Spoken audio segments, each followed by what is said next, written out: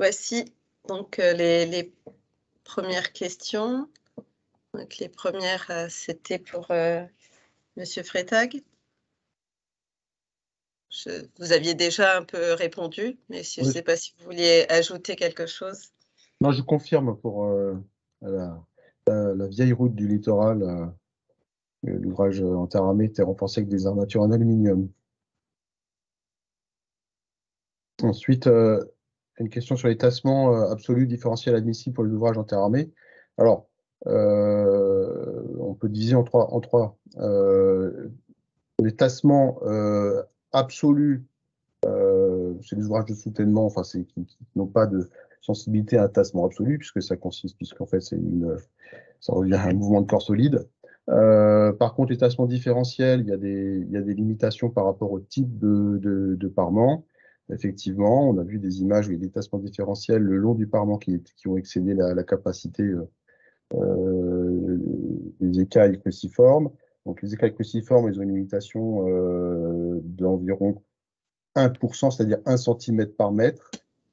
Si on a plus que ça, on passe à des écailles rectangulaires avec des joints verticaux toute hauteur, et les traitements des points singuliers, par exemple transition entre deux types de matériaux de fondation, doivent être regardés de façon fine au niveau du calpinage des ouvrages, de façon à créer de la même façon des joints verticaux toute hauteur.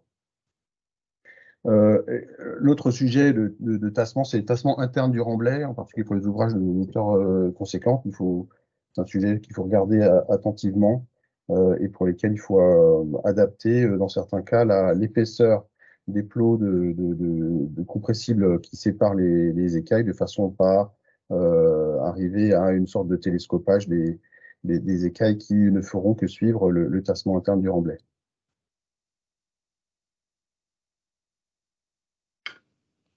La question sur les témoins de durabilité sont-ils systématiquement mis en œuvre selon des critères de hauteur ou de surface, ou sont-ils proposés au choix du maître d'ouvrage? Alors, c'est basé sur un calendrier de prélèvement qui est effectivement un choix du maître d'ouvrage. Donc, pour les routes et le rail, c'est pas exactement le même calendrier. Et pour chaque prélèvement, on prend 2 témoins. Donc, par exemple, pour le calendrier typique pour les ouvrages routiers, c'est un prélèvement avant 10 ans, puis un prélèvement tous les 15 ans. Donc, en fonction de la durée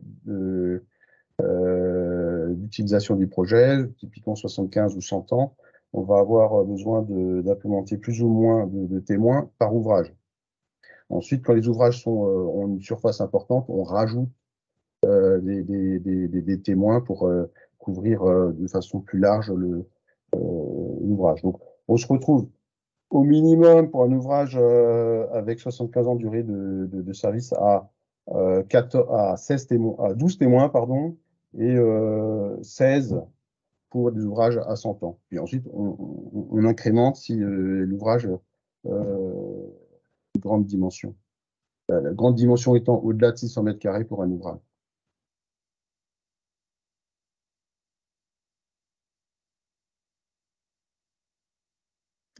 Voilà. Merci. Donc, les questions suivantes.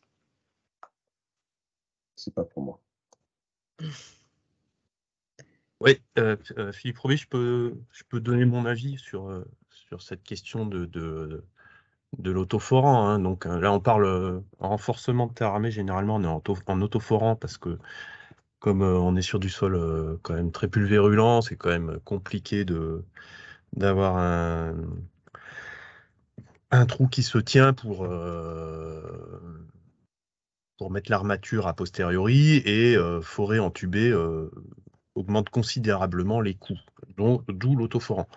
Alors, généralement, il y a plusieurs façons de faire de l'autoforant, mais normalement, en phase forage, vous n'êtes pas avec de la boue, vous êtes avec du coulis maigre, AC sur E égale 1. Donc, en ce sens, le coulis va faire prise à quelques MPa, mais c'est bien supérieur au sol environnant. Et donc, on ne peut pas parler d'une pollution. Ceci étant dit, il se pratique, et nous avons aussi étudier et réaliser des clous autoforants préforés avec une boue bentonitique, puis injectés au coulis, comme un micropieux, quoi. Et là, dans ces cas-là, généralement, l'étude est sous-traitée, mais les armatures ne sont plus prises en considération dans le calcul de l'ouvrage après renforcement, donc il n'y a pas de question sur l'adhérence sol armature terre armée. Et concernant l'adhérence sol clou de renforcement, bon ben là c'est pas compliqué, vous faites des essais préalables pour qualifier votre méthode et avoir des résistances réelles expérimentales, hein, qui vous permettent de vous assurer la garantie des résistances requises par votre calcul. Je passe à la suivante. Là, n'aurait-il pas été possible de remblayer en matériaux 20-40? Oui, bien sûr que dans une configuration non tendue comme c'était le cas sur la 15, on aurait remblayé alors 20-40, même 40-80 parfois. Ce qui est autocompactant. Là, la pression était telle que la maîtrise d'œuvre nous a imposé un béton maigre en remblaiement pour pas avoir de problème. Et c'était une ambiance ceinture et bretelles, hein, de toute façon. Des questions me concernant.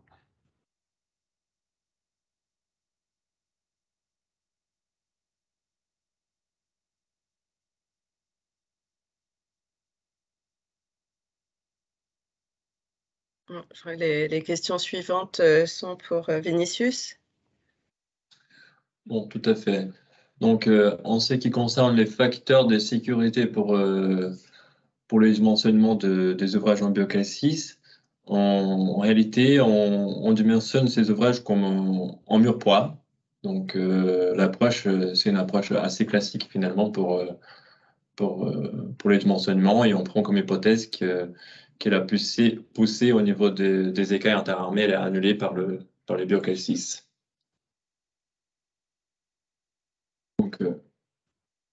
Donc voilà, quels facteurs de sécurité sont appliqués sur la cohésion améliorée par les procédés BioCAL 6 dans l'approche des calculs? C'est la question que je viens de répondre.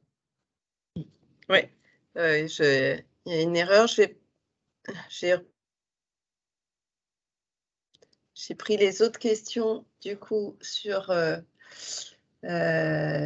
l'autre ordinateur. Je vais changer du coup le partage.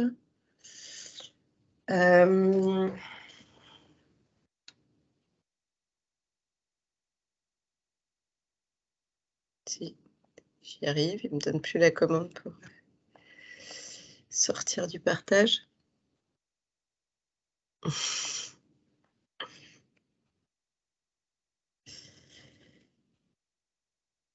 Bon, je vais voir si j'arrive ici. Partager.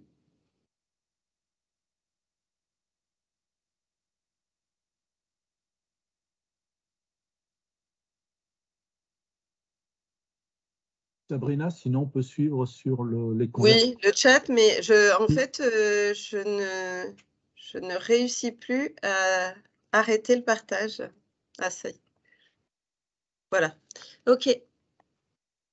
Oui, sinon on peut suivre ici. Donc, excusez-moi, j'avais noté du coup la question de Louis. C'était pour le procédé Biocassi, y a-t-il une incidence sur le volume final du massif de sol traité? Non, il n'y a aucune incidence. Les injections, elles ne changent pas les volumes, elles gardent même une porosité ouverte au niveau du terrain. Donc, non, je vous confirme qu'il n'y a pas d'augmentation des volumes. Ok, ensuite on avait une question de Grégory Meyer concernant le procédé biocalcique, très intéressant mécaniquement. L'hydratation de l'irré libère de l'aluminium, si j'ai bien compris, de l'ammonium, pardon, qui peut se transformer en ammoniac sous certains pH. Avez-vous étudié une une possible nocivité du procédé pour l'environnement? Oui, en fait, on a même plusieurs possibilités des sels de calcium qui peuvent être utilisés pour la mise en œuvre du procédé du BioCal6. Et les sels qui sont utilisés, ils ne génèrent pas des coproduits pouvant affecter les pH ou accélérer, par exemple, la corrosion des clous qui sont à proximité. Il n'y a aucun impact. Et c'est là, même contrôlé sous les chantiers, nous avions en cours des travaux faire des drains, on essaie de capter les eaux après les réactions pour mesurer justement les caractéristiques et aucune anomalie n'a été détectée.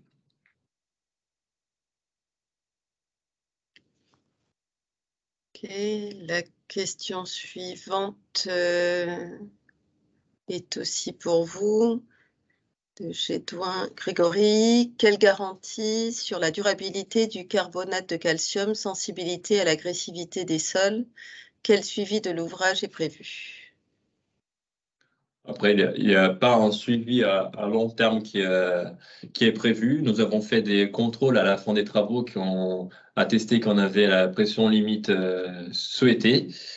Nous avions tout de même fait des essais en laboratoire dans un environnement accéléré qui montre que la réaction est tout à fait pérenne dans le temps.